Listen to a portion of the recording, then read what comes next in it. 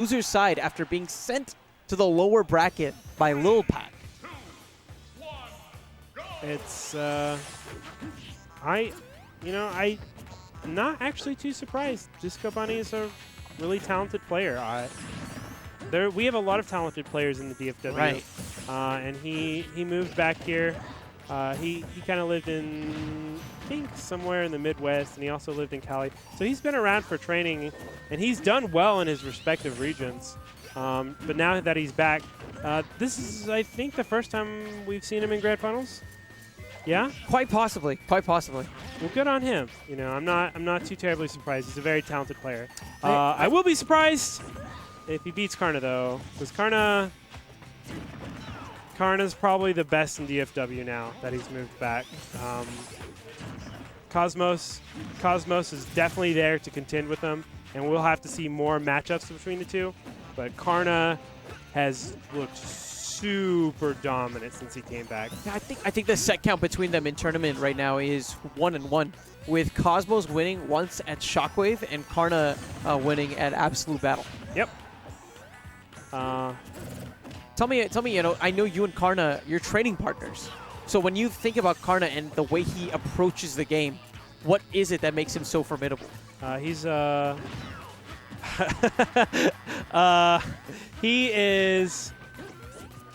he's a hero to all the 24-year-olds out there because he has godlike reaction times, and it's really like, you know, if he can do it with good reaction times, so can I. I don't have to be a high schooler and react perfectly. You know, it makes me really happy to see him do well. Yeah. He's also just incredibly smart.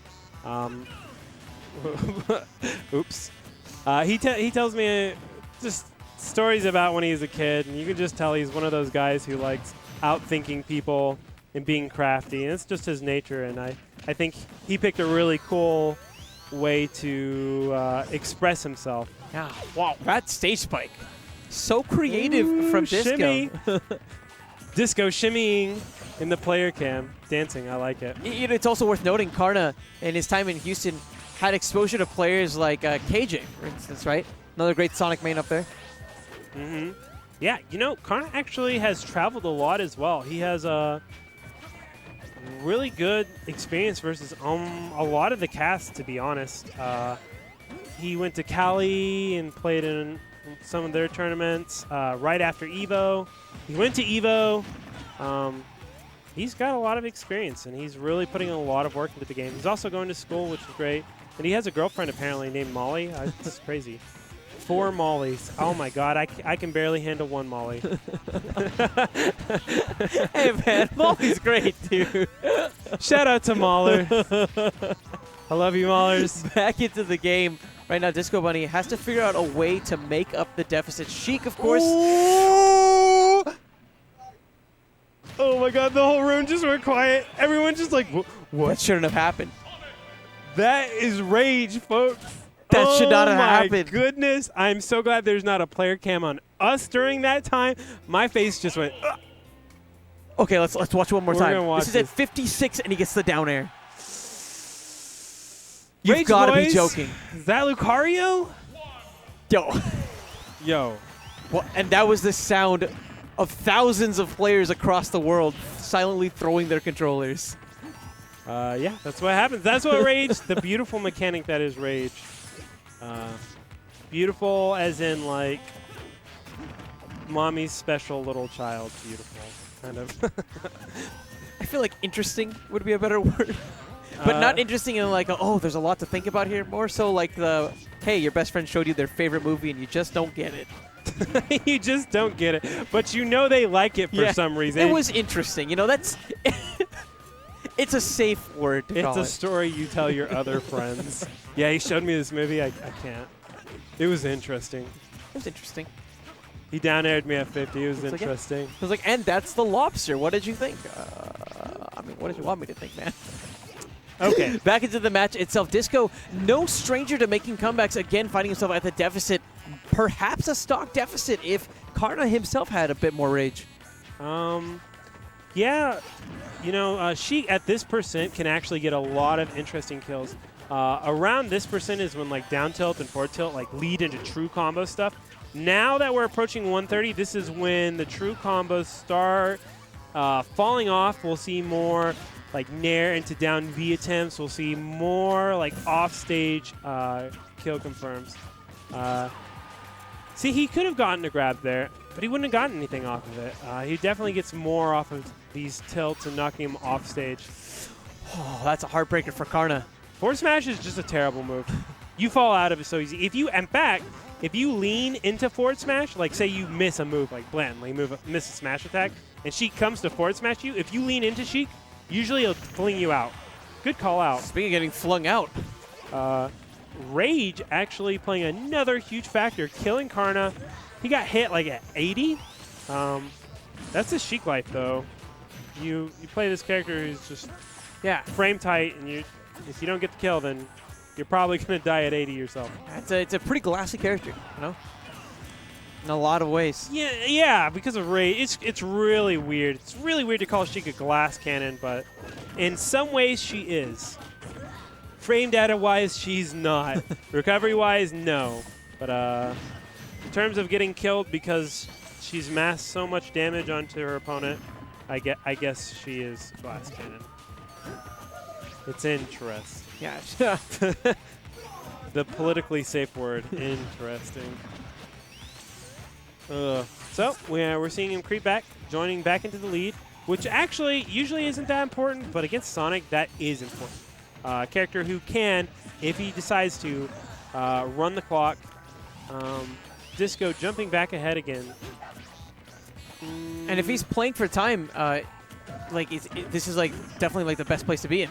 Well, it was until Karna decided to go ahead and string together the aerials. That was a really, really good string. Oh yeah, back throw. Yeah, trying to catch that DI mix up there, aided with the platform.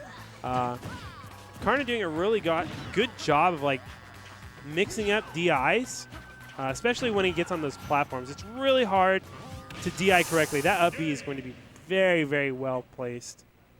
That was a very like systemic approach to Sonic's recovery as well, right? Like you force him away so far that he's drifting lower. The only chance he has of snapping onto the ledge is if he gets close, starts at the recovery from where he's like really far away from the ledge, and that's where you can like sneak in such a snug vanish hitbox to catch them on the way up. That was Disco. I think could have weaved in a little bit closer and maybe sweet spotted the ledge. I could be wrong about that, but I don't know. Either way, this is a fast game. Oh, get bodied. I don't know. Disco's talking. No, he was just. I think he was just like staring at Karna the whole time. And one thing that you'll see from Karna is like he's almost like robotic in his in how he presents himself while he's like playing the games. Right? He's like taking it like all the factors out of the game except for like the game itself. It seems. Right? He's not worried about who he's playing against. He's not worried about like, oh, if I lose to this person, what will it mean? He's just so intent at looking at the zeros and ones in front of him and decrypting what he needs to do to find the win. You know, that actually says a lot about a person. Like, you know, even if you get bodied or something bad happens, to be able to like laugh and shake it off, that's a really good mindset of a player, and not a lot of people have that. In fact, very, very few people have that. What's even more rare is when you have that mindset and you can laugh things off and you're very serious still. Some people will laugh and shrug it off, and you know they stop taking it seriously. You know, but if you can keep a positive mindset and be absolutely 100% focused as well, that is a very good competitive mindset. Take a minute and talk to me about needles and how they affect this matchup. They hurt Sonic. Sonic's mortal enemy, as we all know, is actually porcupines, and needles are really, really scary for Sonic. If there are no chili dogs around, then it's just a bad time. Oh, right. Look at that. Oh, God. Sonic's worried. Oh, no. Otherwise, needles are a great conduit to put Sonic into the air. Oh, wow. Nice running reverse forward tilt. And is there a reason why we haven't been seeing more needle play in this game? Because he doesn't need to. If Well, one, Sheiks will tend to use more needles as someone hits 100%. That's because it pops them up, and then you can just needle when they land on the ground.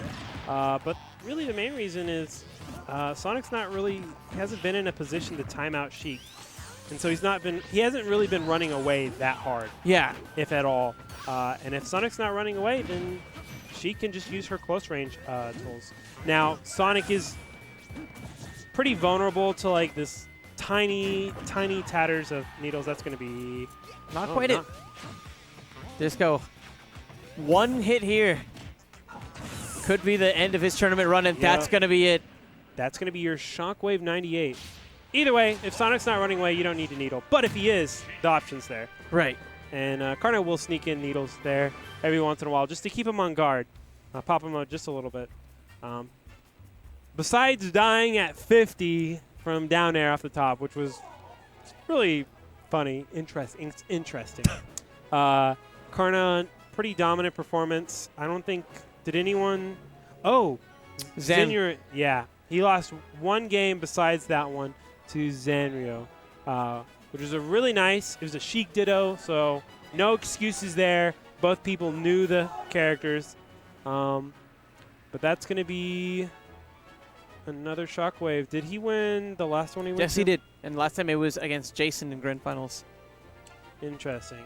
So he's on a back-to-back streak here. I think the 3 major tournaments that he went to was like Absolute Battle 7, last week Shockwave, this week Shockwave. You know what's taking weird? first at every single one.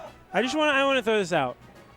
People who weren't at Absolute Battle 7 are like, I don't know, but like people think it was like this big tournament. Yeah. Like it's all over the internet. Like, yeah, Absolute Battle 6 or 7. You know, Karna versus Cosmos, and like, granted that is a high-level match. What the heck? There's like no one there, and like people are like asking. I don't know. It's weird. But yes, he did win. He has won a plethora of tournaments. He actually won. Karna won a tournament last night. He went to Aerolinks Weekly and beat Aerolink there. Yeah, Karna's on a tear, man. Dallas was not ready for. Maybe Cosmo can save us. Yeah. How good do you think he is? I'm gonna save you guys. Like, do you think that like there's a very real possibility that we're going to be seeing Karna break top 50 by the end of the year? I already think he has. I think